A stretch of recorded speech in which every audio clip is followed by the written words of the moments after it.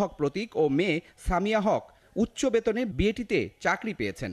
আর ছেলেমেয়ের এই চাকরির উপঢৌকন পেয়েই সচিব শহীদুল হক বিএটির লবিস্ট হয়ে তামাক নিয়ন্ত্রণ আইনের বিরুদ্ধে গিয়ে সিগারেটের প্যাকেটের ওপরের অংশের বদলে নিচের অংশে সতর্কবাণী দেওয়ার সিদ্ধান্ত দেন।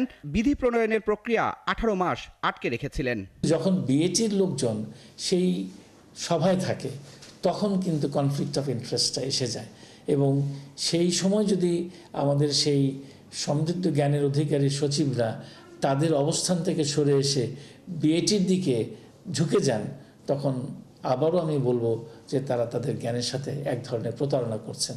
পদ্মা সেতুর আলোচিত সচিব মোশাররফ হোসেন ভূঁইয়া এনবিআর এর চেয়ারম্যান হওয়ার আগে 2 দফায় 4 বছর ব্রিটিশ আমেরিকান টোব্যাকো কোম্পানির পরিচালনা পর্ষদে ছিলেন। তাই এনবিআর এর চেয়ারম্যান হয়েই 2019 সালে সিগারেট ও তামাক পাতা রপ্তানিতে থাকা 25% শুল্ক সম্পূর্ণ প্রত্যাহার করে বিএটি